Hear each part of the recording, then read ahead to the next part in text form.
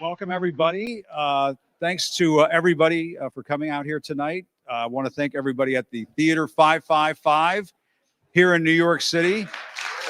Thank you very much to Eric and all of the great folks here, to our crew, to everybody behind the scenes who have been working very hard to put this production together for today. We're going to have a lot of fun here tonight. I was just saying a few moments ago, this is about you. This is about the audience.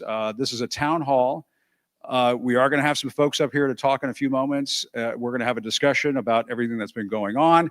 It's been a little crazy, you might say.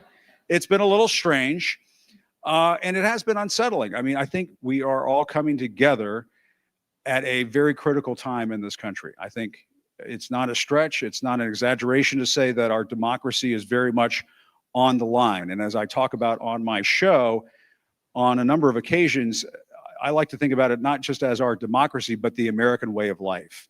The way of life that we've all grown accustomed to over the years. For the younger folks in the audience, they may be like, what is he talking about? What's going on here?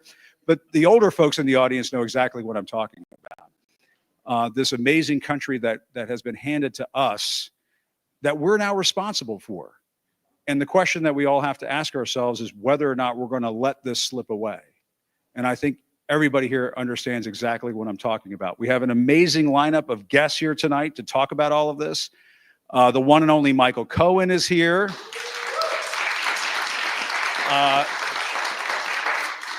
The incredible Don Lemon is here. We love Don. He's amazing. Olivia Troy is here. Tara Setmeyer. Harry Dunn is here.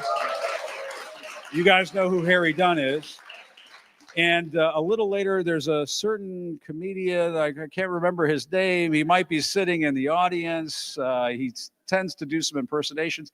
Matt Friend is here as well. Although there's going to be a point in the production where we're all going to pretend that Matt is not here and that this is just some other person.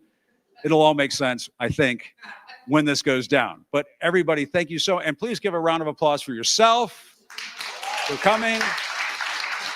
Paid subscribers, we thank you. And also a quick shout out to Substack. We are, as I understand it right now, I'm asking my producer, Matt, are we streaming? We're streaming live. We're live on the Substack machine. You can see it. You can't see it. They're saying they can't see it or hear it. Nope. Do we have it? Do we think we have it? What do you think? We think it's up. We think it's up. So for folks at home, all right, well, give it time. Give it time. As I like to say, don't let the correspondent handle the equipment. Oh, is that? Oh, don't worry about that. That one right there, I believe that's Michael's. He's doing his own personal thing. All right, but without further ado, let's bring out the one, the only, real, as he likes to put it, the real Michael Cohen. Michael, come on out, buddy. We're doing this.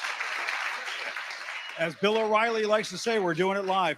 Michael is going to make some comments, make some remarks here. All right, let's listen in. Michael, here's a mic. Here's a mic. Thank you. There you go. So good evening, everybody, and welcome to the No Fear Tour. Now, before I say anything else, I want you to imagine something with me. Close your eyes if you need to, but go there with me. Imagine standing in a small room lit by candlelight, 1787. No microphones, no social media, just ink-stained hands, sweat on your brow, and a dream, a radical dream that people could govern themselves. Imagine Madison, Hamilton, Franklin, Jefferson, all of them, sitting in the heat of a Philadelphia summer, arguing, debating, pushing back against the idea of unchecked power. They'd just broken free from a king, a tyrant, a man who believed that the government existed for him, not for the people. Now, I want you to imagine them stepping into this moment right now, today, and seeing this America. What do you think that they would say? What would they feel seeing a president stand before the American people, not to unite, but to divide, to inflame, to lie. What would they say? This is what we built? Or would they ask, how did it come to this? Because make no mistake, they saw it coming. They may not have known what Twitter was, but they knew power. They knew how it corrupts. They knew that someday, someone would come along who didn't want to be bound by laws, who wouldn't just challenge the system, but try to destroy it. And they warned us over and over and over again. They said, beware the man who wants more than the presidency. Beware the man who wants the crown. So let me ask you something. Have you seen what a man like that looks like? Because I have. And he's not wearing a robe. He's not sitting on a throne. He's flying in a private jet, hoarding classified documents, threatening judges, mocking veterans, and pretending that the law doesn't apply to him. He's turning the military against our own citizens. Remember that? When peaceful protesters were gassed in the street so that he could hold the Bible down like a prop? Does that sound like America? He cozies up to dictators and to despots while trashing NATO, while insulting our allies, while alienating every nation that used to look to us for moral leadership. He threatens businesses. Say something I don't like, and I'll destroy you. He pressures foreign countries. Help me win, or I'll withhold your aid. He rewrites laws to shield himself. He attacks prosecutors. He intimidates witnesses. He claims out loud that he has total immunity. Now, let me ask you again. Does that sound like a president? Or does it sound like a man who wants to be king? Because, my friends, when a president calls the press the enemy, when they demand loyalty, not to the Constitution, not to the country, but to him, when they silence dissent, when they criminalize protests, when they purge institutions and sow distrust in every election that they don't win, it's not America. That's authoritarianism, wrapped in a flag carrying a Bible. And we need to stop pretending that this is normal. This is not just political theater. This is not left versus right. This is about right versus wrong. This is all about whether we are still a nation of laws or a playground for the powerful. And here's the truth. A lot of folks just don't want to say out loud. Donald Trump is not an anomaly. No, he is a culmination. He is the embodiment of every single fear that the founding fathers had when they wrote that fragile document that we call the Constitution. And he's not alone. He's surrounded by enablers, by lawmakers who once swore an oath and now kneel to a man, by media figures who trade truth for ratings, by billionaires who think that democracy is a nuisance. And I want to ask you something again, and I want you to answer this in your hearts. If Washington could stand here today, if Franklin could look you in the eyes, if Jefferson or Madison could read the headlines that we've all seen, what would you tell them? Would you say, we let it happen? Would you say, we didn't think it was our fight? Would you say it was easier to just look away? Or would you say, we remembered what you built and we fought to keep it? Because we're not just voting in elections anymore. We're voting on whether the rule of law still matters. We're deciding whether the First Amendment still applies to the people or just to the powerful. We're deciding whether three branches of government can still hold each other accountable, or whether one man gets to burn the whole system down because he's afraid of accountability. So let me be absolutely clear. Donald Trump and the people who prop him up are exactly who the founders feared. They feared a man who would place himself above the people. They feared a man who would twist the military, the economy, foreign policy, and the law to serve himself, not the nation. They feared a man who would do it all, not for the good of America, but for the good of one man and a few who stand next to him to benefit. It took us nearly 250 years for someone like him to try. The only question now, The question our children and our grandchildren will one day ask us, what did we do when he did this? Did we stand up? Did we speak out? Did we fight like hell for this fragile experiment called democracy? Or did we let the crown slip back onto the head of a man who never deserved it? You know the answer. Now I want to know yours. And I want to thank you for joining us today. God bless you. And may we always, and I mean always, choose country over king.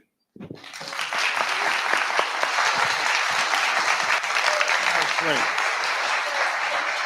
Michael, that was absolutely spot on. Fantastic. Please have a seat. I want to start right there with that message that you had, Michael, and tell me what motivated you to write that down. Why did you decide to put those words to paper?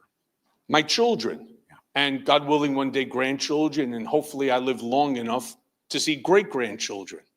Because the country that we inherited from our parents and our grandparents, not the country that we're living in today. You know, we all just sit there sometimes and we say to ourselves, is this for real? Is this a dream? Right? When do I get to take my head out of the sand and realize this is where we are? This is what we are. This is what we are living with every single day. You wake up at 4 o'clock in the morning, 4:30 in the morning as I do, and the chaos has already started. He's already posting.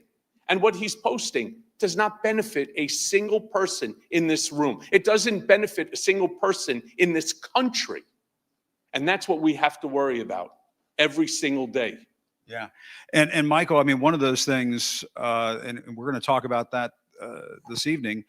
I mean, one of the things that we saw yesterday in the Oval Office, we saw the president talking about whether he can deport homegrowns. I'm sure you saw this, which basically means U.S. citizens. And he said, well, you know, I'm talking about an elderly woman who's hit over the head with a baseball bat or somebody who's pushed in front of the subway. First of all, I don't know, why does he have these violent thoughts in his head? What is going on in his head where he has these thoughts? It's very strange and it's very disturbing. I mean, Jim and I spoke about that on Michael Monday. Michael Monday, Acosta there you go. Show. So I hope everybody tunes in. Yeah. And I said, we were talking about this. Everything is so violent. It's like being pushed in front of a train and being hit in the back of the head. Not even the front of the head, but the back of the head, right, with a baseball bat. And you say to yourself, too many Al Capone movies, I think. You think it's like The Untouchables. Yeah. It's like enthusiasm. Maybe because he hates Robert De Niro so much. I don't know. Oh, that's it. I think you hit on it. Bobby De Niro's pissed him off. Bobby De Niro? Bobby De Niro. I don't know. We'll see. We'll see if Matt can do that. But Michael, no, and we always love having Michael on Michael Mondays on the show. It's always great to have. And but I mean, Michael, you lived through this. You were Donald Trump's fixer for how many years? 15 years? Almost a decade and a half. Almost a decade and a half.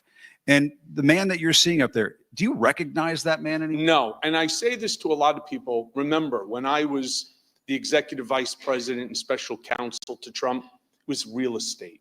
That's really what it was, real estate. Nothing that we did had any effect upon virtually anybody in this room. Had almost no effect on anybody in the country. All right, so there were some unions that we had to deal with. There were some contractors that weren't going to get paid. I hate to say it, New York real estate. The Donald Trump that I see today does not resemble the Donald Trump that I knew. He was always a difficult man, don't get me wrong, but he's not the same. He has become the worst version of himself imaginable, and then some. Yeah, he thinks he's a king and somehow, ordained by God. I don't know what. All right, another person we have here tonight, I mean, who needs no introduction, but we all love him. We hold him dear to our hearts. The great Don Lemon is here. The amazing Don Lemon. He stole my look. No, you stole my look with the hoodie.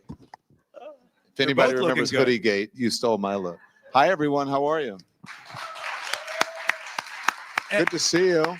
And Michael, Don, we've watched Don for so many years on TV. He's now on YouTube and now just coming to Substack. Yeah. And everybody needs to watch Don's show on Substack. But Don, I mean, exactly. Another applause. No, but Don, Michael and I were just talking about this moment that we're in right now. And you've covered Donald Trump so many times over the years. You've incurred his wrath. He's gone after you. Who is this guy that we're seeing right now? He's out of control, isn't he? Well, he is, but he's a person that we always knew that he could be, and that you always knew that he could be. Is it surprising to me that he's doing what he's doing? No, it's not surprising. Is it disappointing? Yes. I'm disappointed that our country chose to do what it did in November of last year. But am I surprised? No. And I think when people are surprised by it, when they hit the FAFO moment, like a lot of, sadly, and I don't wish ill upon anyone, a lot of the farmers now who supported the president, and now they come on the show and they said, I don't know what he's doing. I thought he wouldn't do it to me. Or people who are in business who are now saying, I can't, my business is not, the tariffs are not sustainable. I won't be able to, have a business if this continues. And so, yeah, they found out. But we knew this was going to happen. You Well, knew. absolutely. And these tariffs, I mean, I've talked about this on my show, and, I've been to a gazillion Trump rallies, and almost all of them are within 5 miles, a 5-mile radius of a Walmart. And where are most of those products made and manufactured? China. In China. So, he has this knack for screwing over. By the way, his own including people. his own ties, the His own hats, and ties. all of the merchandise that they're actually selling. Yeah, but Don, I think you hit on something that's exactly right, and that is, does he actually care about these people? No, of course he doesn't. I mean, you knew him. I'm a New Yorker. You're a New Yorker. You knew him when. He wants to be a celebrity. He loves hanging out with celebrities. He'd rather be hanging out at a party or at the Met Ball or at, the Vanity Fair party for the Oscars than going to a rally in, somewhere in the middle of the country. Going to a UFC fight. Going to a UFC fight. But maybe not shaking Cheryl Hines's hand. Did you see that? I did. That was bad. Awkward. That was awkward. Very awkward. But he'd much rather be doing that. But also, he also likes to be in a place where there's adulation. 100%. And people are screaming his name and applauding. So I was surprised being a New Yorker, and I was like, this guy's a clown. Yeah. This guy is, did anyone believe that he was actually the businessman that he was portrayed to be on Celebrity Apprentice? By the way, I can say that I'm maybe the only person in this room, I'm not sure, I've never seen one episode of Celebrity Apprentice. Not my thing. I've never been a fan of Donald Trump's ever. I happen to be a Christian, and I believe in certain values. I don't believe that you should be, you can do what you want if you have an agreement with your wife, but to be cheating on your wife and you have that many babies' mamas and you're going to pretend that you're a big Christian and all those things, to me, that's just very surprising and disappointing. So I've never really been a fan of Donald Trump's, not even. Is that why the Bible was upside down? He was reading it backwards. That's why the Bible's upside down. And isn't it something 2 Corinthians. 2 Corinthians. But do you remember that day, Jim? I think you covered that day. That was one of the most surreal days. There were 2 days during COVID and during the George Floyd, the unrest spring and summer of 20. Oh yeah. That got me was that day when he gassed the protesters in front of the White House. And then when the country it felt like it was burning down one day because there were fires and there was unrest in LA and then in Philadelphia and DC and New York. And I just felt like, oh my gosh, the world is kind of coming to an end. What the hell is happening?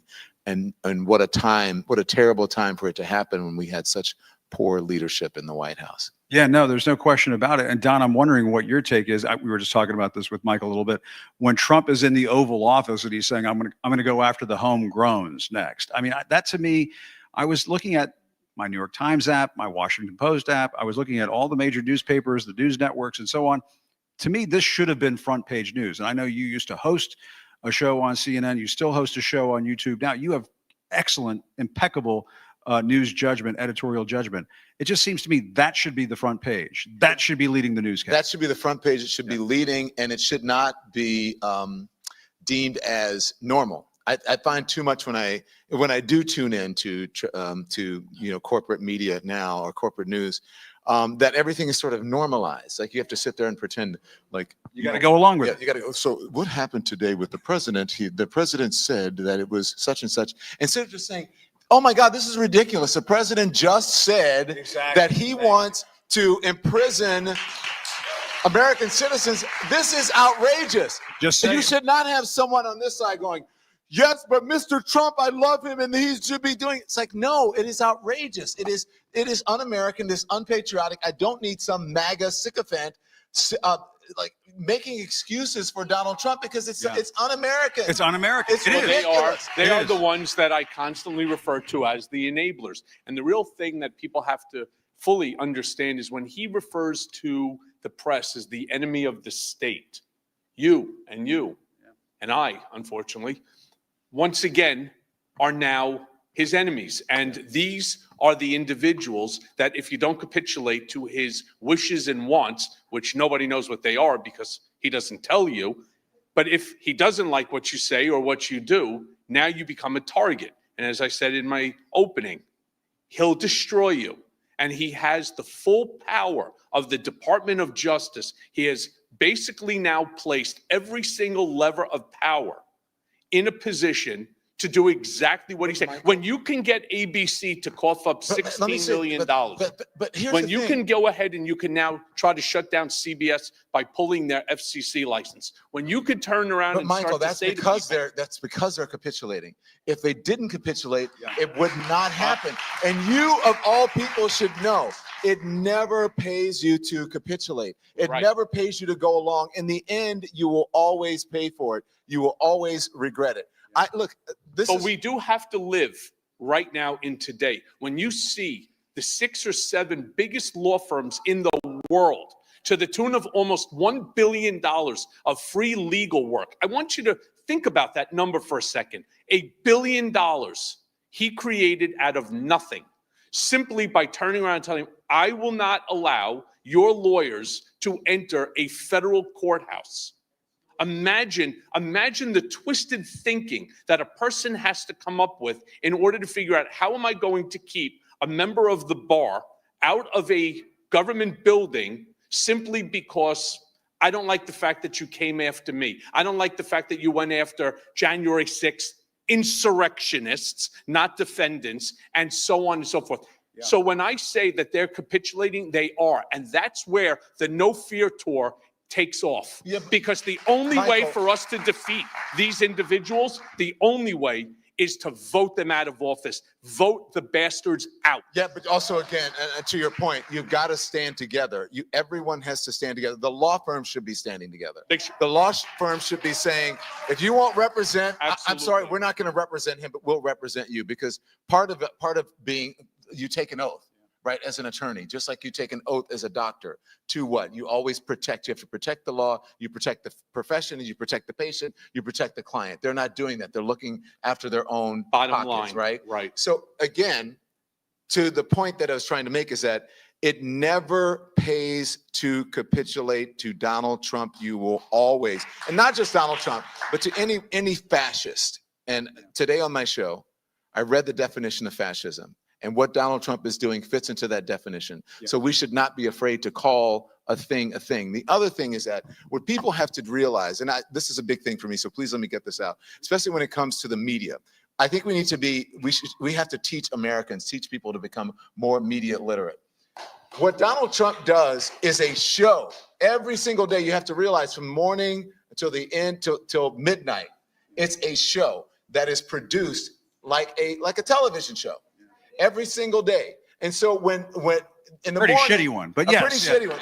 In the morning, they give the message on Fox and Friends, and then they carry it all throughout the day on Fox News, and then they carry it on conservative radio throughout the day, saying the same talking points. Then Caroline Levitt goes into the briefing room. She yells at the reporter. She does something. You guys outrageous. don't like Caroline Levitt, is it? They cover it, right? Come on, you don't like bullshit, Barbie? Oh.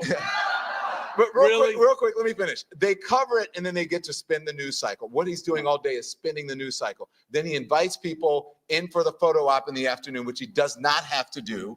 The news doesn't come from the press briefing room. Usually it comes from reporters who are digging behind the scenes. And so then he yells at a reporter, then that gets news. So they pick up the superfluous stuff and not the actual shit that they're doing behind the scenes. It is a show, and people have to stop falling for it. And I tell the people at the end of my stream, I'm coming to an end. Yeah. At the end of my streams, I do 2 streams every day on YouTube. One at, and I do a couple on Substack. One at 10 a.m. in the morning, one at 5 p.m. And every single time I tell them at the end, the last thing I say is, turn the TV off. Yeah. Yeah. There you go. And that's, I love it. I love do it. that. You're right. And you know, I mean, the thing about the TV show that Trump tries to produce every day, he is trying to gain more and more control over it. I don't know if you guys saw the news just as we were coming into this great theater tonight. Trump is not only trying to ban the Associated Press, he wants to ban all wire services from coming into the Oval Office, coming into those small private settings with him where they cover him. And Jim, they took we your saw press this. credentials. They took my press credentials, and we saw this take place just the other day when he had Volodymyr Zelensky in the Oval Office. You guys remember when he had Zelensky in the Oval Office? They banned the AP. They tried to keep Reuters out of the Oval Office. That you guys know who that is. As a matter of fact, they tried to allow TASS, the Russian news service, into the Oval Office that day. Some of the other White House reporters heard about this. They called bullshit on it. They didn't get in. But you know who did get in? Marjorie Taylor Greene's boyfriend. This guy named, I think his name is Brian Glenn, but he's more famous. He's more known as Marjorie Taylor Greene's boyfriend. So his resume is Dairy Queen and then Marjorie Taylor Greene's boyfriend. Suit guy. Meanwhile, Why is he and- wearing a and suit? today- He's the guy who asks Zelensky, why aren't you wearing a suit? Yep. What did we see in the Oval Office yesterday? President Gulag from El Salvador Without a necktie. not wearing a neck. I guess it was kind of a suit, but and then Kid Rock was in there the other day, and that was And definitely. he not a looked suit. like a Yeah. clown that just got shot out of a cannon. I mean, you want to talk about the disrespect to the Oval Office? Am I Ringling wrong? Brothers. No, it Meanwhile, did, yeah. today in the Oval Office, they turned around and they had a conversation with an individual from the Washington Reporter. And if none of you know who the Washington Reporter is, it's because they opened up about a week ago. And they have no credibility. Some crazy right-wing paper. First question going to welcome to now the briefing room with Caroline Levitt. He asked a question. She said, oh my God, that's a wonderful question. Thank you for asking it. Yeah, it's a wonderful question because she wrote it. Yeah. Well, and Don brings up a good point. They did take my press pass away, and it was cited in the Associated Press case against the Trump administration officials who kicked them out of the Oval Office. And we're now in a fight for the free press. And even though a judge has already come out and said you have to let the Associated Press back in, Trump is thumbing his nose at the courts, just like he's doing in this immigration case. Can I ask you something about that? Yeah, Because I know when you bring someone- and then we're going to bring it. We're going to get to questions in just a moment. Hang on to that question. Okay. Okay, hold on, hang on. I want to ask you this. They're going to let you do it. The difference is, which I'm trying to make the point that when you were talking about it, the difference is that we had people who stood up for us in the news business. We had bosses who said, no, you're going to give Jim his press passes back. We're going to take you to court and we're going to sue you, and we're not going That's to a very bend good the point. knee. No, and the other news organizations should refuse to go into the Oval Office and take Donald Trump's picture. Exactly. That's what he wants more than anything else. He wants the cameras to come in to take his picture. The other networks, the other news organizations need to say, no, we're standing behind our friends in the press. All right, next segment of the program. Hold that thought, because I want to bring in, I know, we're going to come to you, I promise. I'm going to bring in our next, I like your passion. Olivia Troy, Tara Setmayer, Harry Dunn, come on out. How are you, my dear? Captain America himself, Harry Dunn. Good to see you, my dear. Olivia, we hug you here. Oh, nice to see you. Such a little guy. That Great guy. to see all of you. Everybody subscribe and follow to all of their podcasts and all of their, and Tara's with the Seneca Project. Need to pay close attention to that. She's doing very important work there. Olivia writes an amazing Substack breaking down what's happening in the Trump administration every day. And Harry, he does his own podcast. So you got to watch Harry. And I mean, Harry's been an amazing inspiration to me because I remember, honestly, a round of applause for our heroes from January 6th and our law enforcement community. But Harry, I mean, one of the things that I wanted to talk to you about is I remember talking to you after Trump got back in the White House. And I talked to you and Mike Fanone, and you were not in a good place. You were not in a happy place. There's no question about it. But what I love about you, Harry, is that you've taken, I should say, being pissed off and you put it into action. which is what a lot of Americans are doing right now. But you kind of started leading the way, I feel like. That's what heroes do. That's what heroes do. Thank Yeah. you. Thank you. No, you're absolutely right. Turn that anger into something meaningful, something tangible, something that you can actually stand on and say, I'm doing some work.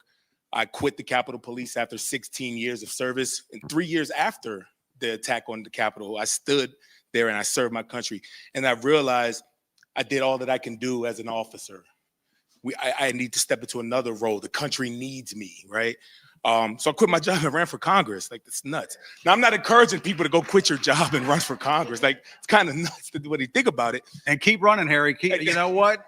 Barack Obama didn't win the first time when he ran for Congress. I saw how that appreciate turned out. I appreciate that. I haven't ruled out running again. I mean, it's no secret. I haven't ruled out running again, but I want to be helpful. I want to be useful, and I want to do what best serves the country, the purpose, this moment that we're in right now. Donald Trump has led me to this moment. He took away my career. He's taken away our democracy. He's taken away the things that I've stood up for. My father stood up for as a veteran in the Air Force, that my grandfather, all of our ancestors, he's taken away all of that. And it's worth fighting for, not just typing some angry tweet on Twitter. Do something that actually tangible. And there's so much going on right now. A lot of people are, what can I do? How can I be? There's so many fires to put out. And I always tell people, find something that you're really passionate about. Find one thing. Get involved in that. Veterans affairs, LGBTQ plus, Social Security, Medicare, healthcare. It's so many things that you can be involved in that they're trying to dismantle. So I'm just trying to find my lane, and whether that's inspiring people or just continuing to speak out and fight for accountability, even after January 6th, after all that, I'm just going to keep showing up. Thank you for that, Harry. Thank you. Thank you for what you do. And Tara, you've been working on behalf of women. I mean, you have been trying to lead this new crusade among women. And I know that's one of the things that's been happening over the last several months. I feel like there are a lot of women who are very depressed about the outcome of the 2024 election. They said, our reproductive rights were taken away. A lot of women thought that should have been a motivating factor, enough of a motivating factor to win the last election. You had a female candidate in Kamala Harris, a very excellent, distinguished, prepared, ready to go type of leader, and she didn't quite get there. So I would like to ask Tara. Yeah. What did they do wrong? What did they see? We can't just sit back and say, sure, it happens. No, 77 million people fell for the con. And the question that I'd love to know, after the Dobbs decision, after the attacks on women's reproductive rights, on attack on everybody, what did the Democrats do wrong that they actually need to do right in 2026? Good question. Well, I think first, Jim, thank you for having me. And You're it's a welcome. pleasure to be here with everyone and on stage fighting the good fight with fellow democracy defenders, heroes like Harry and Olivia, who have at great risk spoken out. My Substack is called Uncompromised because there are so many people who have compromised themselves in this moment, and no one on this stage has. And Jim and Don, you guys were in the media space, very influential for me in making that decision, that those of us who have remained uncompromised in our fight for democracy and for what's right and for decency and for what makes this country great, I think it's important that we're all supported and that the American people know that there are people who are still out here that are willing to do what's right and say what's right and not compromise themselves for attention, for money, for proximity to power, because we've all seen people who have made those decisions, and that's why we're in the position we're in as a country, because so many people have made a decision to compromise. So just wanted to say that. Can I say something about you before you respond? Sure, Don. Tara Don is gave Not me my that you're going first to be tip. able to stop them No, anyway. no. I just wanted to say Tara's one of the bravest women I know, because Tara was a former Republican. And she has been standing on business since Donald Trump hit the scene, and fighting for women and for people of color and for LGBTQ people. She said, I became a Republican because I believe in small government, right? There were certain things she's not always agreed with the Republican Party, But when I saw you stand up to, this sort of tyranny, it gave me even more of respect for you. So I just wanted to say that. Thank you, Don. And Terry used to lead a college Republican group. Yeah, I was vice Yeah, chairman of the College Republicans at George Washington University Yeah. many, many moons ago when the Yeah. Republican Party was sane. I was there too. Don't. Yes, Olivia too. Exactly. We're getting to In you, the Olivia. foreign- We're in getting the to you. foreign We don't talk policy about that. space.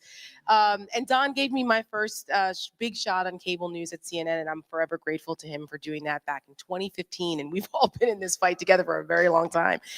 The election. People, well, I say this often, that cognitive dissonance is a hell of a drug. And people have been voting against their own interests. It's not just women, many demographics for decades. And there's a lot of factors that go into that. And I think it's bigger what the reasons why people chose Donald Trump again is a lot bigger than just what Democrats did wrong.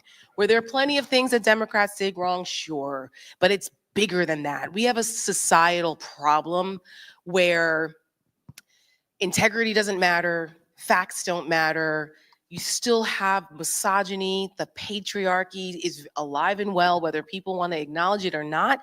And there's also a lot of women who buy into a lot of those storylines and think that they're attracted to different things that are against their own interests. And yes, Dobbs should have been the wake-up call, and it was in 2022. We saw what happened in the midterms there. And down ballot, women in their home states voted to codify reproductive rights and freedoms.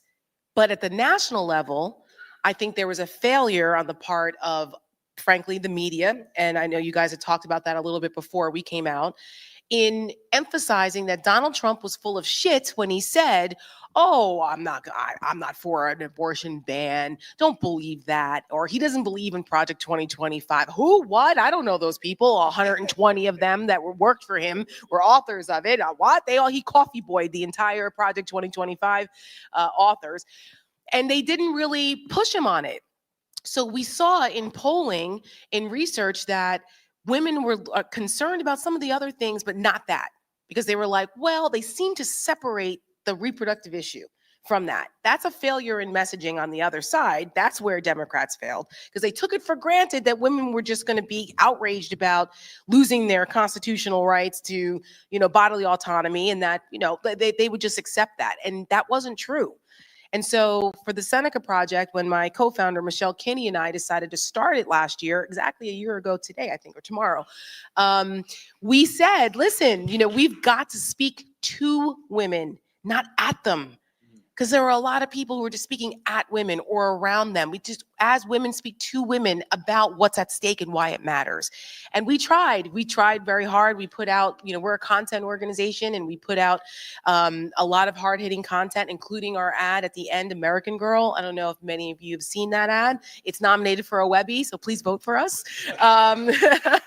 We're very proud of that. And you have a great new ad out now. And we have a new ad out now, because since Trump the on the election, tariffs. Yeah. correct. And we were trying to think about what we're going to call it, because speaking of where the Democrats failed, I'll give you an example. Yes, I was a Republican for many years, and I trained in the political communication space about how to beat Democrats. And one of the things is that you have to stay on offense. Constantly on offense. You never take your foot off the gas. And Democrats were on defense a lot. And I'm sure all of you remember the Kamala Harris is for they, them, Trump is for you. So we at Seneca Project turned that around, because I said that's bullshit, because we all know that Trump isn't for anybody but himself or his billionaire buddies. And so we turned that around, and we have a new ad coming out tomorrow. I think we're going to call it the Broligarchy, but we're not sure yet. But it's about What? the tariff. Broligarchy. Yeah, like the billionaire broligarchy, because that's who's basically running Donald Trump and who he cares about. He doesn't care about any of you. He doesn't even care about his own MAGA people. And we turned around the they, them ad. Donald Trump isn't for you. He's for them.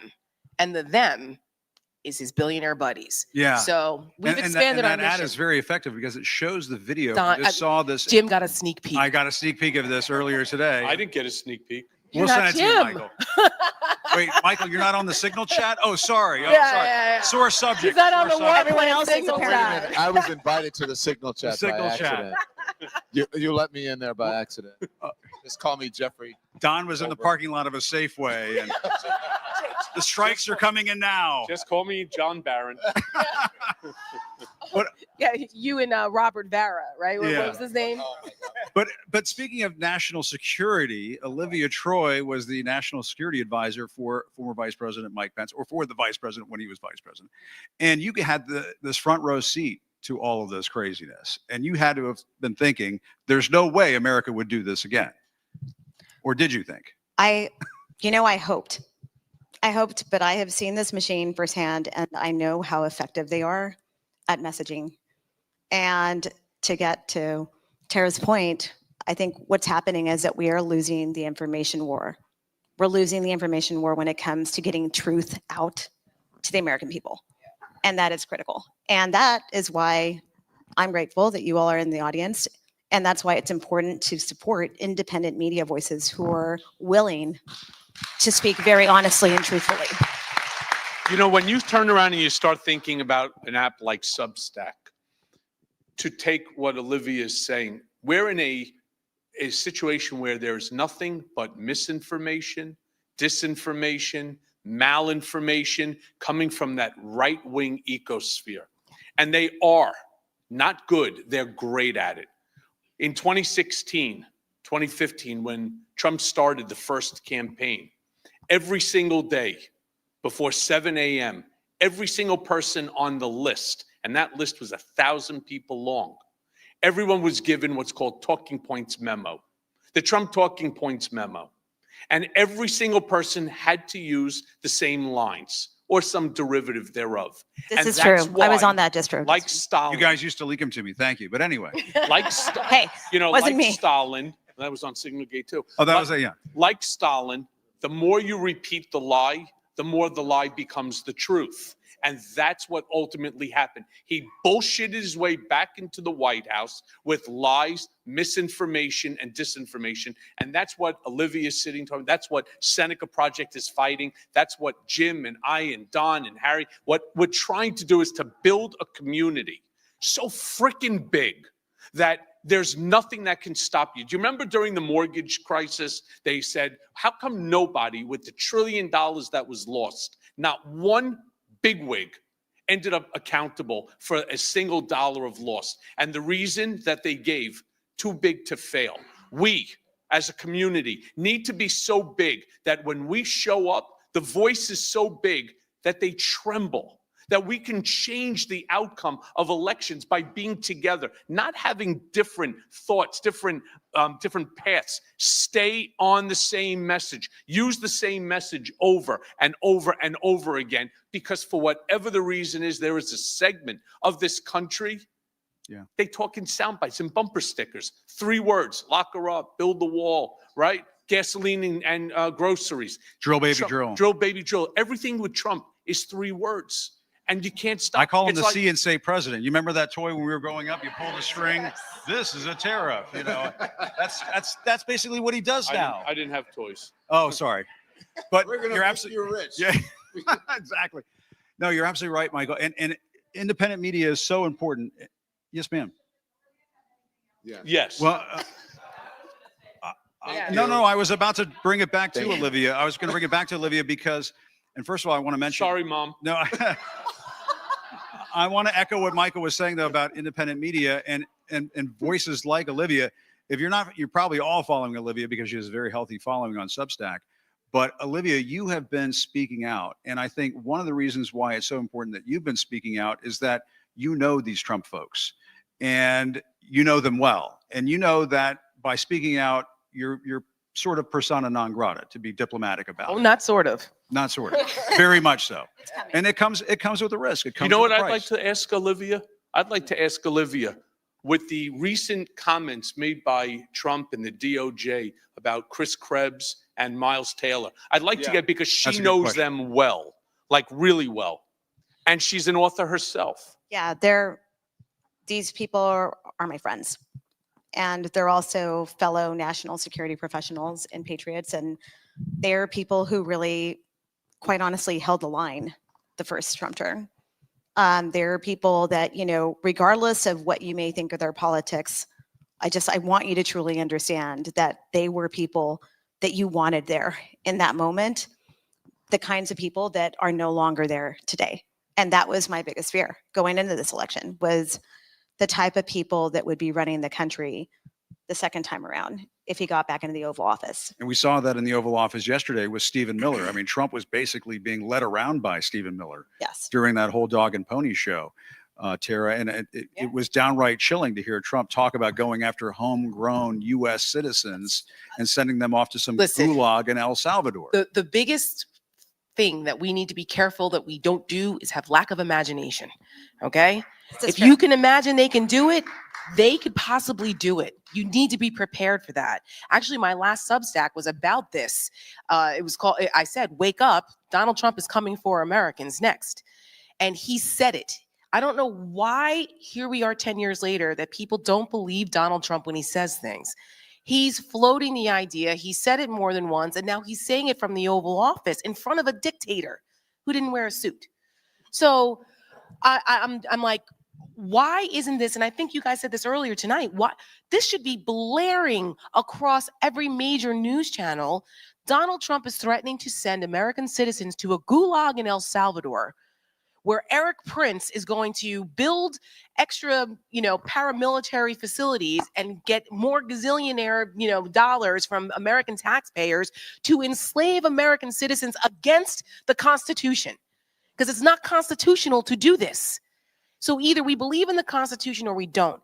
And those are the kinds of tough questions that we need to be asking and challenging Republicans, because they're the ones who are the collaborators. Democrats get it. Well, yeah, they need to yeah. fight, but it's the Republicans who did this to us. But which is also why that, I and a lot quit of the people, party. have talked about the courts are going to be our fail-safe, No. right? They're not. They're openly defying them right now Yes. as we speak, like literally as we speak right now. Donald Trump has refused to listen to the Supreme Court to bring home the person wrongfully, the Maryland man, wrongfully sent to Kilmar. Yes, Yes. what's his Kilmar name? Alberto Yes. Garcia. Yeah. He's openly Sent to El violating that. Salvador, not lawful to send him to El Salvador, wasn't legal. And now the Trump administration, the White House is saying, Trump is saying, all these people are saying, oh, we can't bring him back. That's up to El But Salvador. that's bullshit, because somebody yeah. that was inside the White House and the press corps that was asking questions, let that man get away with calling him terrorist, which he was not. Yeah, And when he right. said, well, I can't bring him back. Yes, you can. You already brought 10 people back. They're choosing not to bring this one back, which concerns me about his They're lying. proof of life. Yeah. Yeah, and I'm that's why concerned about I think that. that's why we have to support the people on the Democratic side that are actually fighting. There's Yes. Cory Booker and Chris Van Hollen. Jasmine Crockett. Jasmine Crockett. They're literally actively right now working to charter a trip down to Venezuela Yes. to make sure that he is El okay. Salvador. El Salvador, excuse me, to make sure that they are okay. But also, real Yes. quick, and I'll say, the only thing that's going to stop this right now, it's not a Supreme Court ruling. It's not a judge. It's moral courage from somebody on the Republican side. The Democrats are showing up. So that's how we stop this. Somebody showing up that has moral courage, and that's lacking right now. You know how you do that? Because no one's going to save us but us. And the importance of all of us coming together and putting pressure. That's why the town halls matter. The marches matter. The protests matter. The phone calls you make to their offices, they matter. When you flood the zone in reverse, right? You use the same muzzle velocity against them. Don't let them co-opt the tactics. Don't let them co-opt patriotism. Don't let them co-opt what it means to be America. You turn it around and put it right back in their faces and you challenge them, because they're banking on intimidating all of us. That's why Donald Trump is going after That's what. all of the institutions that protect our rights. That's why we're calling tonight No Fear. That's why we're exactly calling right. tonight No. That's And right. Don, you wanted to make a point. Well, I want to make a point. I just want to hear, is this thing on? Yeah. I want to hear from Olivia. You're the only one who worked in the administration who's sitting on this stage right now. So you're on the inside, on the outside looking in. Do you understand what I'm saying? Yes. So at this moment for you, offer us some advice, especially to the folks who are out here. What have you been thinking? Because I know you're thinking differently than any of us. You worked for him, but she actually worked in the administration. Yeah, I think what I worry about is that I think we need to be very strategic about the fact that every move they make is tied to their greater picture. And it's very easy for us to go down the rabbit hole on each thing, but we need to be paying attention to those details. But we need to also remember, I'm sorry, what was that? I mean, well, 100% 2025 is being implemented. And actually, like I talk about in my Substacks, you can go to the issue that you care about, literally go to that playbook, and you will see what's coming next. I mean, it is all laid out there, and it is Told true. us. They told you. Yes, they They- told you. But I'll say this, I think what worries me is that they know exactly what they're doing, because what I'm seeing in the media, what I'm seeing with law firms, what they're doing there, and they're using the immigration issue because they know that that was the issue that they won on. If you want to talk about what Democrats did wrong, we can have that debate later. That was a big issue. And I don't blame Kamala Harris for that, because I think she was an excellent candidate. She needed to just be supported by a machine that was behind her back, to be very clear about that. And I say that as someone who spent my lifelong Republicanism. So, but I will Olivia, say you can this, say like, whatever you want. the chilling effect, the chilling effect is real. And since this is the no fear moment, they are trying to instill fear. And that is the whole point of this. So when you look at what's happening in this situation with this man that we may never see again, that is what's going through my head right now, is I don't think he's ever going to see his family again. And this is And a I man who hate has a that. son with autism. Yeah, Yeah. absolutely. Yeah. And so I think about that, but they're doing that because this is an issue that they believe that they're winning on. But they're also laying the groundwork. So when they do the executive orders on Miles Taylor and Chris Krebs, that's the chilling effect for people in government, for people saying, keep your head down, because we are going to make an example of these people, because this is what's coming to you. And what they're also doing is the fear of when he says homegrown, I take that different ways, because they've already used terrorism for the people on college campuses. They're using that term very loosely. Donald Trump uses treason very loosely. He uses traitors loosely.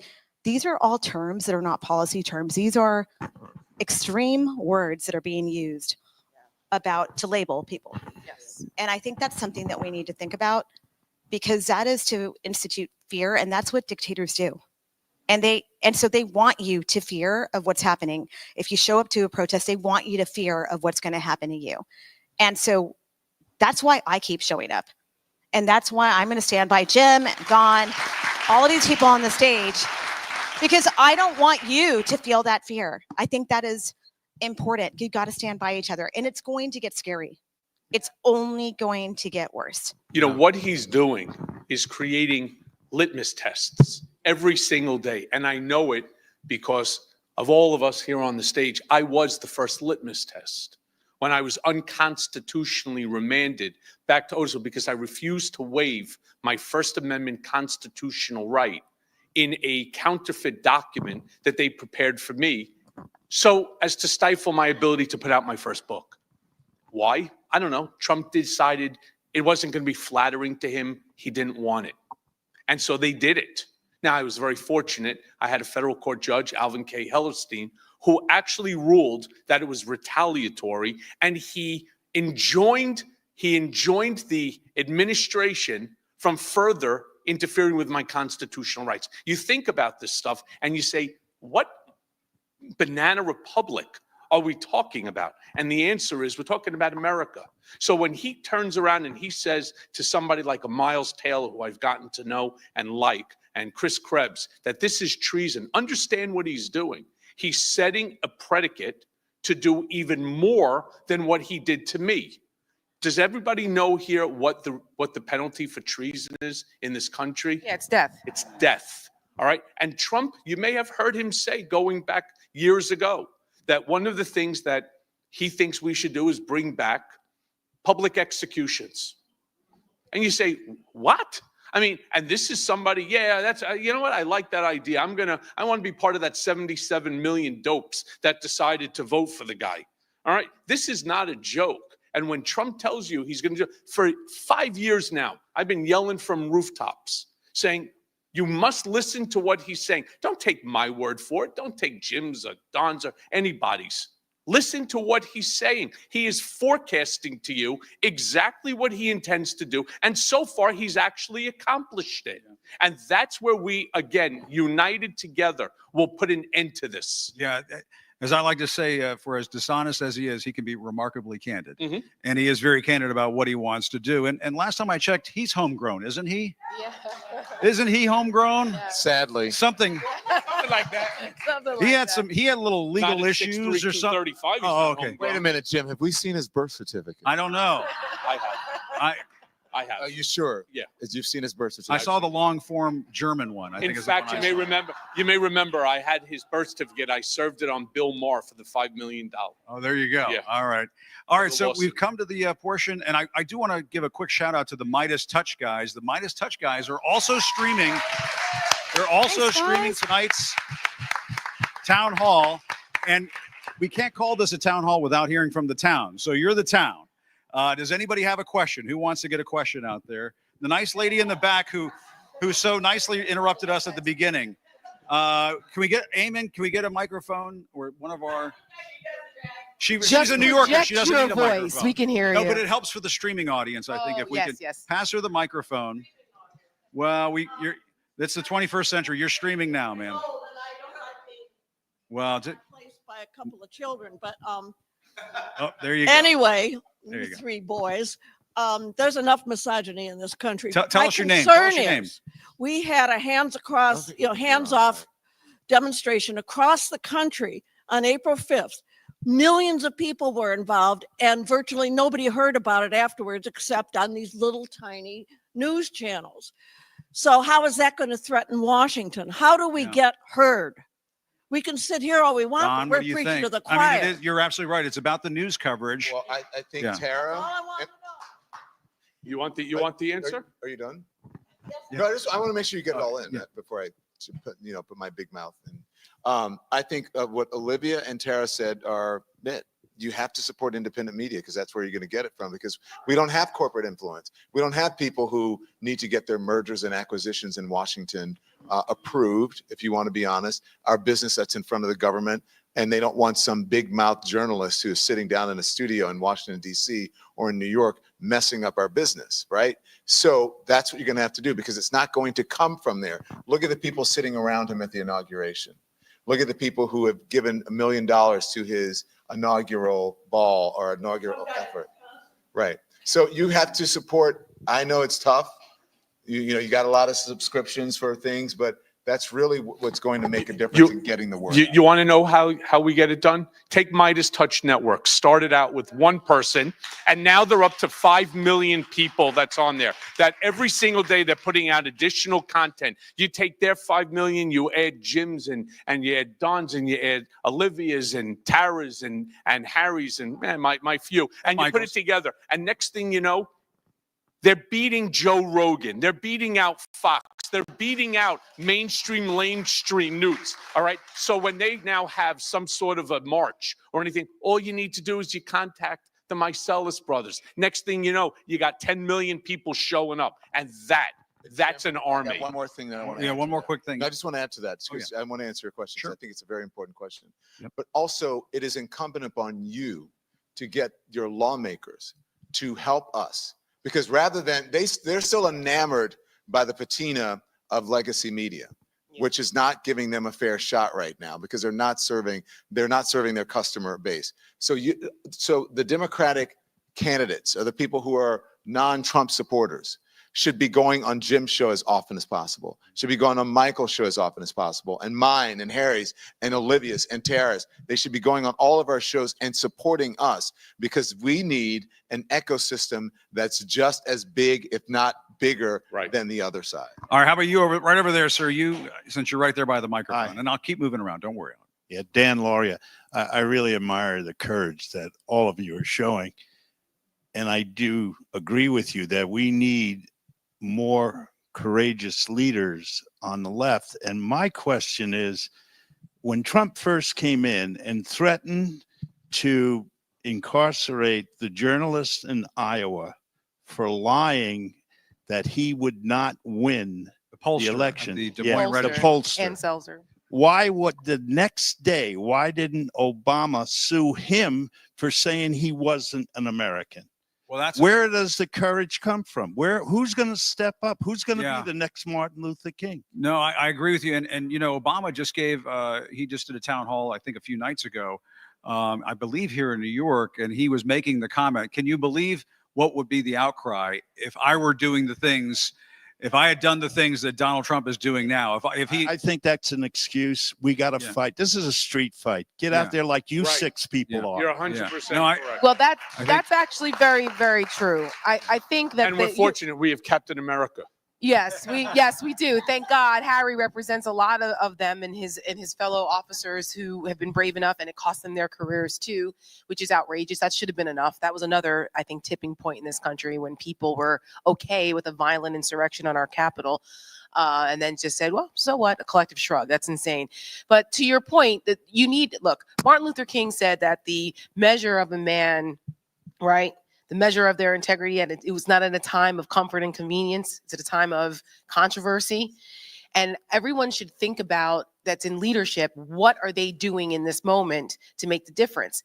And some of the frustrations that I've had, and I'm an independent now, but I say I caucus with the Democrats, but I always say to my Democratic friends, you cannot bring a policy pen to a political guerrilla warfare Amen. fight.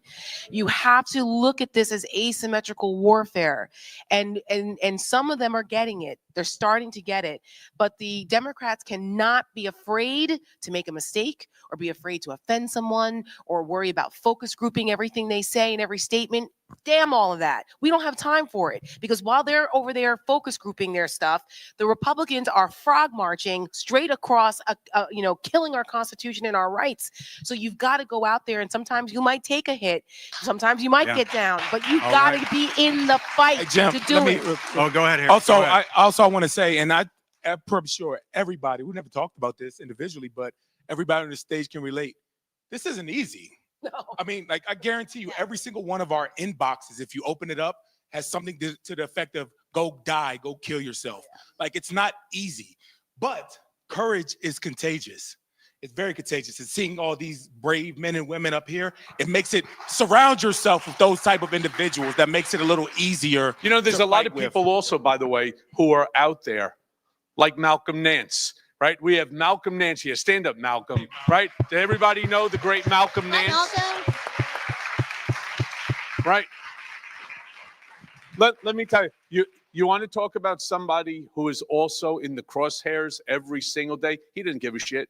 He'll say what he wants to say, when he says it, and how he says it, and he just doesn't care. And that's what Democrats have to start doing. As they just said, enough is enough playing, right, in this playground of Donald Trump's. You got to get meaner, you got to get nastier, and you got to fight harder. But don't become what you despise. There is a Yes, line. yes. I was There just is a gonna line. I think, Yeah. Jim, we should do a lightning round because these people would. I know, they I wanna know. Hear from, I want to hear agree. from them more This than I want nice to hear from lady us. down here in the front, I want to get to her, and I'm maybe only one of us can respond to each question. Yes, Perhaps. yes. Hi. I love all of you. You can direct it at someone if you Director. want to do it. Yes, I'm ma'am. actually going to Jim. Oh. You were talking about media literacy, and I remember my kids are now in their early 20s, scared to hell for them, like just what they're going to have. But we did a lot of like how to navigate the internet, how to like understand that things can be skewed and how to go about that. It used to be a lot easier because we'd say, well, did you see it in major news? Did you see it here? Did you see it there? Now we're talking about going to independent media, which is, I'm so happy that was a place that people that I respect Yeah. had to go to. But how do we differentiate someone else who may not be have as much integrity as you and say, how do I tell you from Joe Blow, who's, That's not very as kind. Thank yeah. you. No, I appreciate that very much. I think that we're in a difficult place right now in terms of the media. And I think Don's comments about the need for more independent media, I think that's right on the money. I've been out on the campaign trail for many, many years covering all kinds of elections and so on. And one of the things that I, can pinpoint pretty much with accuracy every time I go out every 4 years is that the medium and small market newspapers keep getting smaller. 15 years ago, they were about this wide. Then they got like this. Then they got like this. There are fewer pages, fewer reporters, fewer bylines. And that is because our information system in this country has been decimated. It has been decimated in this country. And it's been replaced with right-wing talk radio in many cases and places like Fox. And it has really damaged, I think, media literacy in this country. There's no question about it. And I think one of the things, because I get asked about this from time to time, one of the things that these billionaires, if we want to talk about the oligarchy and so on, one of the things that they could do to help this country, instead of beaming pop stars into near space, maybe they can start helping some of these news organizations around the country and not do the crazy cockamamie crap that they're doing over at the Washington Post right now, where they put the fear of God in those journalists there. We need, and this goes back to what Don was saying earlier, what Michael was saying earlier, we need these news organizations to stand strong. These media companies should not be settling gazillion-dollar lawsuits and donating money to a Trump library. And just absolutely subscriptions. outrageous. Take But the a lot of example it goes of the back to what Harry Atlantic, was saying. It's about right? Take the courage example being of the contagious. Atlantic, led Yeah. by a woman. There you go. Exactly. All right, let's keep going. Yes, sir. In the Block Island sweatshirt, I can't ignore Rhode Island because our EP Matt Hoy and his son Eamon. Well, Matt hails from Rhode Island, but Eamon from But anyway, you get the point. Thank you very much for the opportunity. My name is Mitch. I'm from Westchester County, New York. But I remember when I was in college and in law school, but I do remember I was the escort. Sorry. Murphy's Law. They see you. They see you. They're like, wait, that's that. Tell them. Hey, Ma, look at me. I'm I'm on waiting TV. for the next one. TV. That's right. Is that you I'm on asking TV. the question, Harry? I was the escort for Hanoi Jane on campus at City College back in 1971, 72. And we all know, but some of you will remember the Kent State and all of the other radical type of, debates and so forth that we were having on campuses. Yeah, right now we're having a major one between the Palestinian and the Jewish relationship.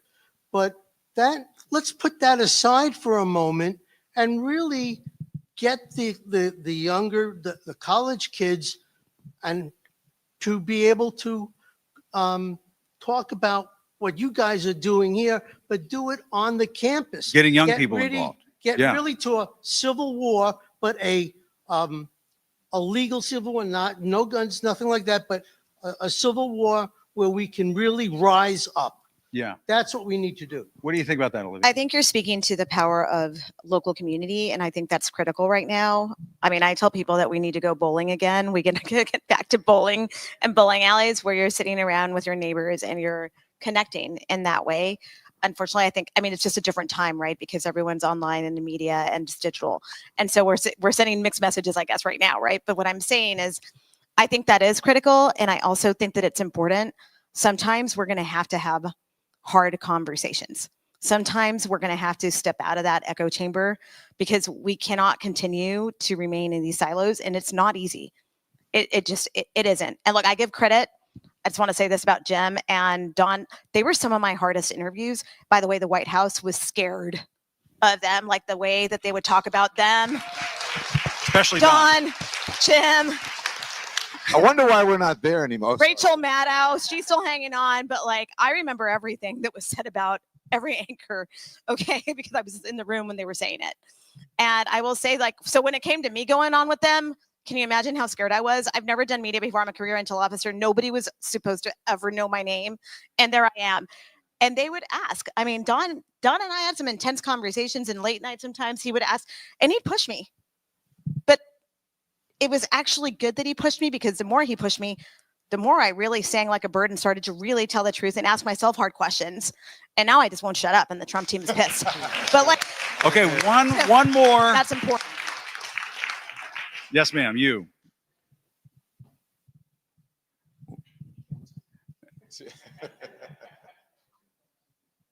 Got to make it a good one. The pressure's on.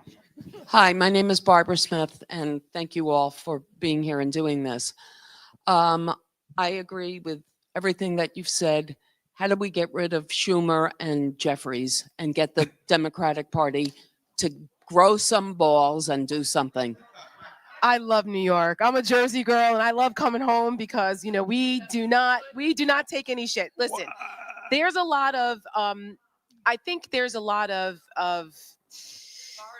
no, listen, I think people have been disappointed with the Democratic leadership for the reasons that I said, that they've been a little too cautious.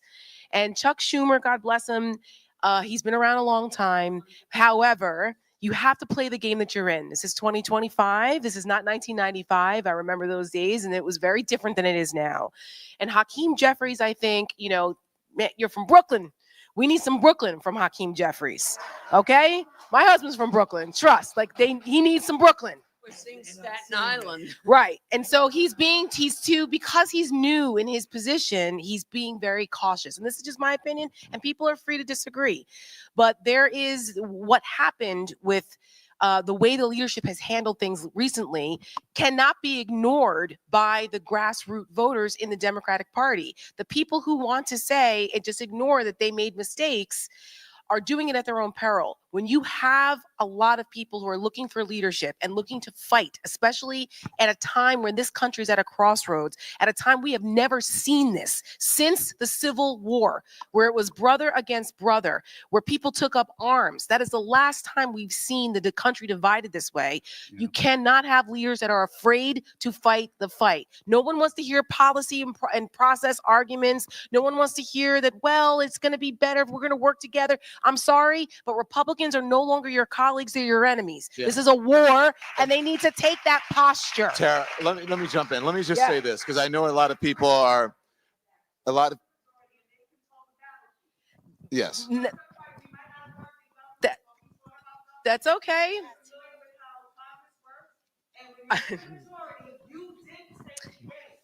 I spent 7 years. Listen, I spent right. 7 years up in Congress. I understand, and this is very tough. And you have every right to True, be. absolutely. You have every You have right every to be. right to But be when, made And but we're when glad leaders that are you're in here tonight. positions, Glad they that you're have here to tonight. they have to think about the bigger picture, and sometimes it's worth losing an election over. Yeah. And that's why you do what it takes in a situation like that. And so we'll see. I mean, the constituencies, And I would say- they'll vote, they'll make the decision. There's midterms coming in 2026, and that's when Yeah. the voters will happen. And people are awake And now. I spent 7 years Don, you on want it. Capitol Don, you Hill. want it. Trust me, I know how the think government it's- works. I think it's really tough in this moment because people love who they love. And what I think that the Democrats are not understanding in this moment is that, yes, seniority matters. Yes, ethnicity and all those things matter. Right now, people just want someone who can win. They don't care if they're gay, straight, black, trans, or whatever. The Democrats want someone who can win. It doesn't matter that the leader of the Democratic Party is the first black man. That's a great accomplishment. But in this moment, is that going to win the White House? Is that going to win back Congress? Is that going to win back the Senate? I don't know. And especially if you have the person who is in that position who is not strong.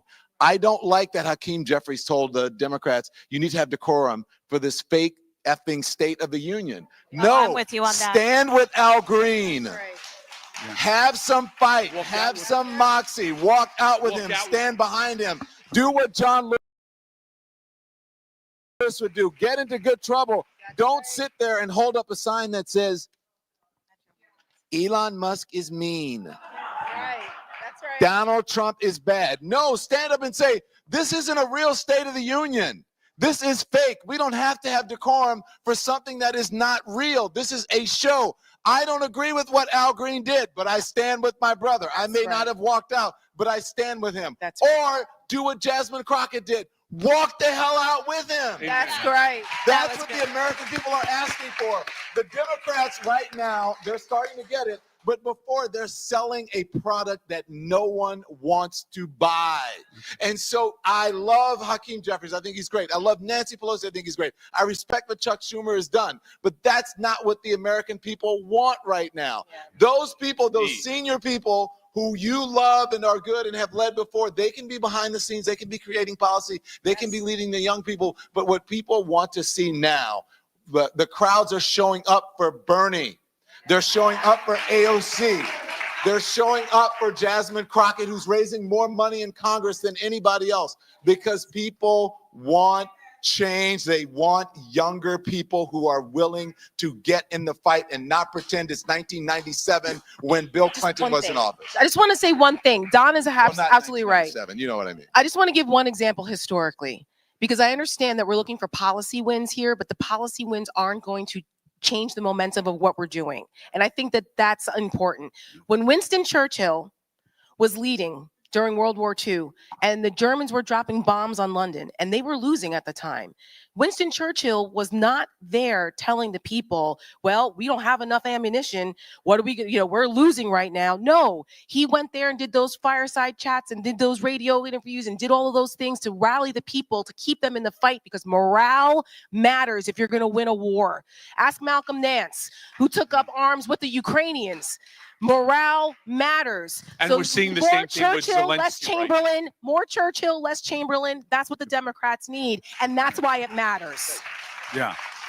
And that's why the United States must stand with Zelensky in Ukraine. Amen. Absolutely. For that reason that you just mentioned right there, Tara, I'm so glad that you mentioned that. I wanted to give his On the front lines of democracy, just like we are here in America. But Don and some of the folks who were just talking about the young people just a few moments. There's one young man here who I think has been waiting all night to get a question Yes. in. And can we just laugh for 2 minutes? I'm up there for a Wait minute, hold second. on, sir. Yes, please Okay. do. The mic on? I don't know. Is it on? I think it's on. I think it's on. It's on. Here we go. Well, this is not a hostile environment Matt for comedy. Friend, everybody. Matt Friend. How are you guys? You feeling good? I just wanted to come here because no better way to celebrate Tax Day than with Michael Cohen. Truly thrilled to be here. How are you? Fantastic. I feel like I'm at a weird audition right now. This is a good warm up for my show next week at the NRA. I'm kidding.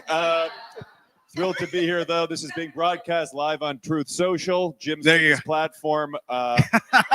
If you bomb, the intern comes for the mic. Exactly. Just so you know. Well, no, I do. I think it's it's a scary time. I'm 26 years old.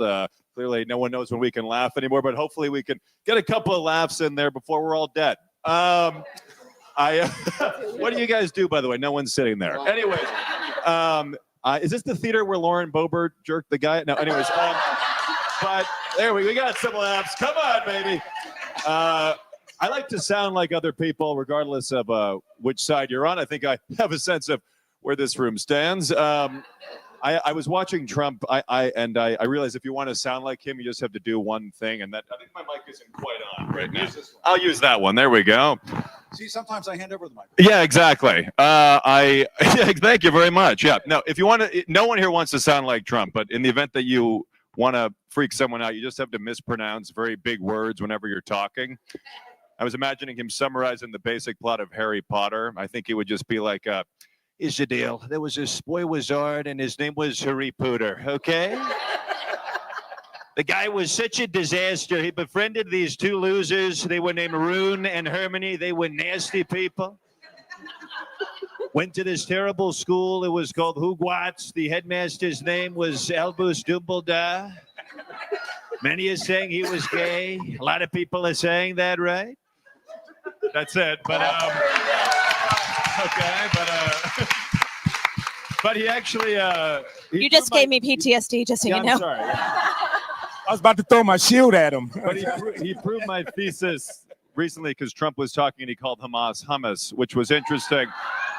And I wanted him to just keep naming random foods and to finish his grocery list. I almost just Elon'd there. Okay. I'm not doing it. I'm just reacting to the news. No, he called Hamas hummus, and I wanted him to keep naming foods, just like hummus needs to be destroyed. The leader of hummus, Baba Ganoush, is a nasty guy. This is the worst invasion since tikka masala in the 90s. Tikka masala is also the name of J.D. Vance's wife's sister. Many people are saying that. Oh my God. But we were just talking about Bernie Sanders. Bernie was at Coachella, which was fascinating. This is just what the Coachella crowd looked like for Charlie XCX. This is the Johnny Carson version. Come on. Never performed for so many Georgie Jessel fans. Come on. But we're thrilled. Exactly. No, but I love that Bernie comes out of Coachella. Like, these kids are trying to dance. And then you just hear, "We are in danger. There is an existential threat to our democracy." Every time Bernie talks, he's conducting a very tiny Jewish orchestra with his hands. But wouldn't it have been weird if, like, instead some singer brought out, like, Mitch McConnell at Coachella instead, just like, "Well, it's thrilling to be here today.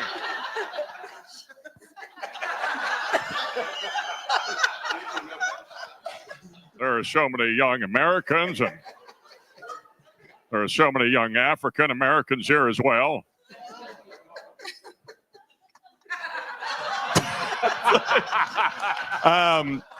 I'd be remiss if I didn't just take the chance. We are being mic'd, right? Yeah. Well, let me just say the following. We are here with a collection of the worst, most disgusting people you have ever seen. You have Jim Acosta, who is first of all, you're a dead dog. You're a nasty pig. Many people are saying that. You are the worst journalist anybody's ever seen, next to Don Lemon. Fake news, Don. That's true. Then you have, of course, the second black Captain America. That's great, right? That's becoming a thing, right? Next, you have Michael Cohen, who is like an even worse Ray Donovan. The guy's a disaster. He doesn't know what he's doing. And, well, these two women are just fine. But Mike Pence, well, he's a traitor. We know that too, right? I had to do that. Anyways, I want to say, and I have another hour and a half. And then Bill Cosby's coming up. But no, I'm kidding. Come on. I love the blue. Exactly, it's great. Well, the space shit is unbelievable. Yesterday was Space's first freak off. That was wild. Lauren Sanchez gets to space. Her face has been defying gravity for the past 15 years, Don. But Katy Perry lands. She kisses the ground. So I guess it's safe to say that Katy Perry kissed the ground and she liked it. But I know I was watching the Masters recently, and I was thinking, I love the presidential golf obsession. That's mind-blowing to me. And if Trump does run for a third term, which according to Steve Bannon he will, then Obama needs to run, because then the presidential golf obsession can be debated. And I feel like Trump is just going to be like, "You know what, Barack? You have to play at Mar-a-Lago. It's gorgeous weather. We finally let in the blacks. It is so fantastic." And Barack will be like, "Well, Donald, thank you so much. I appreciate that. Thank you. I know you missed me. Thank you, guys. You know, the only reason I'd accept that invitation to play is to show to the American people that regardless of which side of the aisle you're on, we can all get along. And the only reason I'd invite you is because your contact photo popped up and I thought it was Tiger Woods, okay?" Okay. I mean, that was some stuff, right? I would do my JD Vance, but I forgot the eyeliner in the car. I will say this is thrilling to be here. I can't wait. This is a good warm up for my 5 minutes I'm doing on Megyn Kelly next week, but I'm kidding. You never know. But has anybody here gotten a prostate exam out of curiosity? Fantastic. Well, the reason I ask is because I was watching Tucker Carlson last week, and I realized it's a great transition. Thank you. And I realized that when I get my first prostate exam, I'm going to make the same noise that Tucker made when he laughed. Because it sounded like, when he laughed, it sounded like you were sticking that Captain America shield directly up my Mike Pence. But, okay. And you know Pence would be into it. But, him and Lindsey Graham. Let's get it all out, right? Come on, Don, we're laughing, right? But no, because Tucker was talking, and then it just comes out of nowhere. He's like, "Good evening and welcome to Tucker Carlson tonight. Tonight's subject is Joe Biden a lizard?" Somewhere Lindsey Graham was licking his nipples, thinking, "I'll have what he's having." And that's why you don't invite me on your serious news show. Thank you, everybody. And before I go, let me just say, so much respect for Jim, for Don, a little less for Michael. No, I'm kidding. We like Michael. The three of you, lovely to meet you all. Thank you for what you've done, and honored to be here. It's a crazy time. I'm Gen Z. I'm 26. We're trying to figure out what the future holds. It's definitely a frightening time, but I'm having you guys here. Gives me a lot of hope, and hopefully we can keep laughing because, again, apparently at the Correspondents' Dinner it's no longer allowed. So, Someone said do Kamala. do Kamala. If I could do Kamala, I'd have my own show right now. I mean, my vocal range. Say it again. Do who? Cohen, do Cohen. Do you can try to do me. I don't know.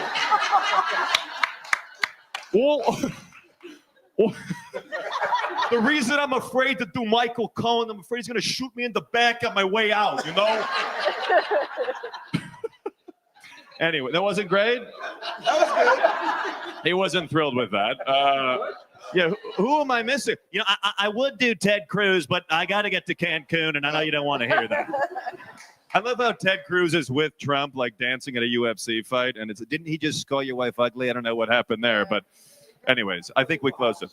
A little Howard Stern? Okay, well, let me ask you this. Right. I want to know this. Right. Don Lemon, he is one of the sexiest guys in news. Right. So, Don, you're a sexy guy. I believe you're married, right? You're married? Yes, he's right there. Now, there he is. He's a sexy guy, too. Now, in all your interviews, did you find that one celebrity was trying to get with you the most? Because you're a good-looking guy. Yeah. Elon Musk must have been in love with you. Is that true? Tell me. Actually, it was Bill Maher. Oh.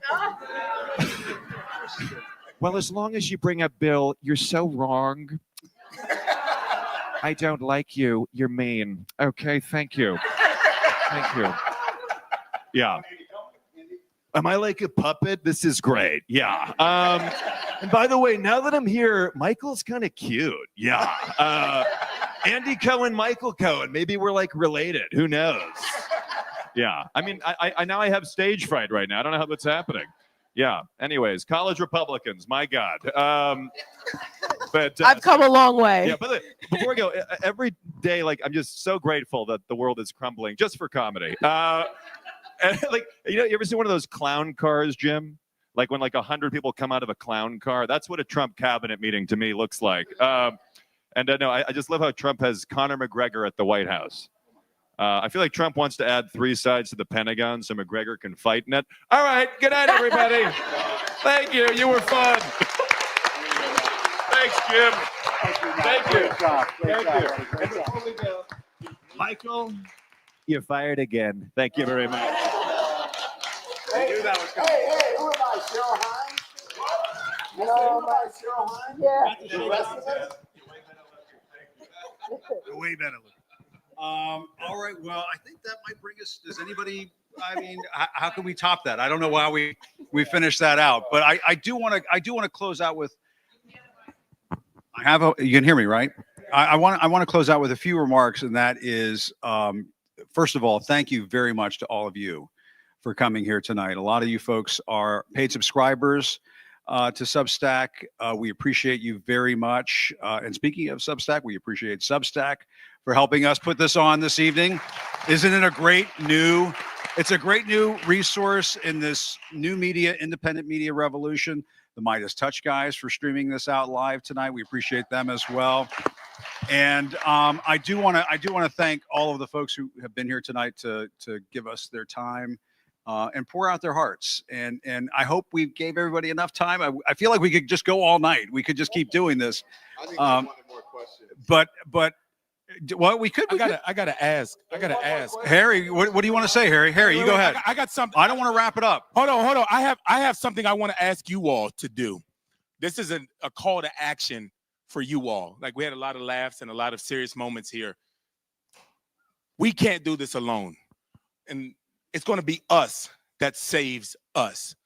Not just by sitting around, not just by being on the keyboard. If you could do something. The only thing, hold on, I'm getting there. The only thing you can't do is nothing. So whether that is donating $5 to your favorite candidate, writing a letter to your congressman, calling them, putting support on them, getting involved in your local community Democratic Party or whatever, do something, be involved, be educated. That's half of the battle right there. Be educated, because when you meet that disinformation, you have to be able to push back against it.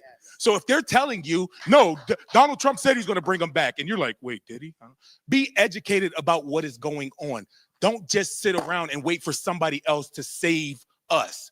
We all have a role in this. So I encourage everybody to do something. Well said. Should we go down the line? Tara, would you like to make any closing thoughts? Closing Yeah, thoughts?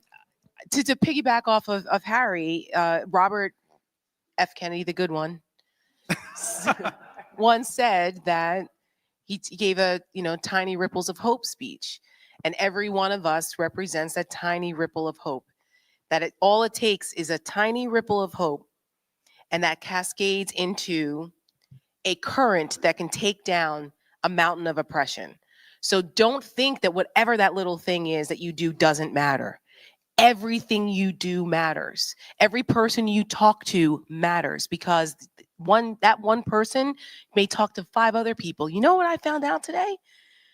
And then next thing you know, it is a current. That ripple turns into a current. So do not be discouraged. It's very easy to be discouraged. It's very easy to feel overwhelmed, but don't be, because that's what they want. Do not obey in advance. Rule number 1 against tyranny: do not obey in advance. Turn your fear into outrage, into action. And there are plenty of people, and bring 5 people with you. One piece of action, All right. students to do.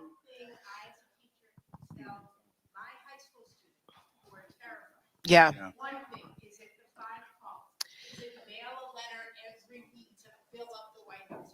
Yeah. One action. Well, first of all, tell them, do not be paralyzed in their fear. That's first of all, because paralysis is another tactic. Let them know that there are people out there fighting for them every day. We do this for them. Yeah. But one action, I think each one of us may have a different perspective on what that one action can be. But I think for high school students, it is to stay engaged and be educated. Because they can't vote yet, but they will. And they can educate each other, because they communicate very differently. They may not listen to what we have to say, but for the one student that I just gave a speech to a bunch of teachers and said that you guys are the first line of defense in democracy, because you're teaching the next generation. So that's the most important thing, I think, is for those kids to understand their role and what we can do for them. And Olivia, you quick thought? Yeah, I would say, I talked about independent news, the importance of independent voices. That includes nonprofit newsrooms across the country. Please support those. They will probably be targeted next. And I would say, as an actionable item to younger people, I would say just keep in mind that they are likely going to go after nonprofits working on issues that you care about. They're going to look at that 501c3 status. I don't say that lightly. That is a big deal. Volunteer. If there's an issue that you care about, tell them to go volunteer and support, whether it's immigration, women's rights, whatever it is that they're passionate about, because they have skills. They have skills for digital media, things that nonprofits need to get the word out about what's happening to them. That is a tangible thing where you can help us in the information space get that information out there. That's great. Don. Look, I wish I knew what to do. I'm be honest, I don't know. But I spend most of my time listening to people now. And if you dial into my channel, I listen to folks. I go talk to people out on the streets. I know this woman was very passionate. Just yell. What was your question?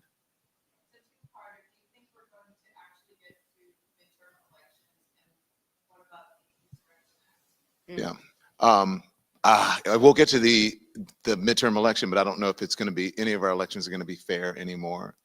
The Insurrection Act, I don't know. I'm not in Washington. He's prepping us for the Insurrection Act. Yeah. Mark our words. He tried to invoke it in 2020. Olivia knows the Lafayette Square debacle. And there were good people there that said no and stopped him. Those people don't exist anymore. So everything that he's doing right now, the Alien and Sedition Acts that he's trying to use unconstitutionally, the courts are being coy about whether he could use it or not. Yep. This is all in preparation for him to use the Insurrection Act. Yep. And I would be very cautious if he didn't try to do that on June 14th when he has his military parade if people protest. So and Michael. And remember something, in 2016, I had said Donald Trump used to constantly quote Vladimir Putin on something that deals with elections. It doesn't matter who you vote for. All that matters is who's counting the vote. And that's where people have to start getting involved. No fear. When, one of the things that they want to do is to put fear into us with that stupid red hat and the MAGA flags attached to the back of the rusty Ford F-150s. No fear. They're all a bunch of cowards. All right. They try to make us fearful of them, but it's the other way around. They're fearful of us, which is why that they act in the manner that they do. So don't ever, ever let them get the best of us. And that was great. One last thing I want to do, and it involves a favor. If I could ask the House to dim the lights, the House lights, that's possible? Are you going to sing like Frank Sinatra? I'm not going to sing. No, I'm not he's going gonna to. have This you is not. sing, Don. Thanks for the memories, Donna. I would listen to you sing. The one thing, people talk about Trump derangement syndrome. The one thing I get worried about is what I call Trump depression syndrome, and that people get so down in the dumps. This nice lady right here asking, "What can we do?" You have to remember that there is still hope, and you have to hold on to that. And I talked about this when I left my old job. It's not just about not giving into the lies, not giving into the fear. It is about holding on to the truth and holding on to hope. And remember that each and every one of you has a light inside of you. And while this may feel like we're blanketed in darkness right now, you have to remember there is still that light inside of you. That is why we're seeing these town halls explode with tens of thousands of people showing up for the members who will have the town halls. Why we are seeing rallies and demonstrations taking place in the smallest of towns, people showing up in their communities to honk their horn, whatever you want to do, go do it. And the one thing I want to ask each and every one of you to do tonight, because I saw some of you looking at your phones earlier, I want each and every one of you to get your phone out right now. Get your phone out right now. I want you to turn your flashlights on. I want you to turn your flashlights on. And just look around in this room. Look around at each other. When you feel like this world is being engulfed in darkness, just remember that you have a light inside each and every one of you. And I know it may sound a little hokey and it may sound a little quaint in a place like New York, or if you have two phones, for some of you who have two phones, and you guys could do it too if you want. Don't hold back. But seriously, it means something to all of us if you just stay in this game and you keep that light lit, keep that light alive in the darkness. Don't let that light go out. Don't let it go out. Hold on to each other. And thanks everybody for coming tonight. Really appreciate it. I want to thank Harry Dunn, Tara Setmeyer, Olivia Troy, the amazing Don Lemon, the incomparable Michael Cohen, and of course, Matt Friend. And Jim Acosta. I'm okay. And remember where that phone was made, China. Yeah. Thank you, guys. Thanks, everybody. Thanks for coming tonight. Appreciate it.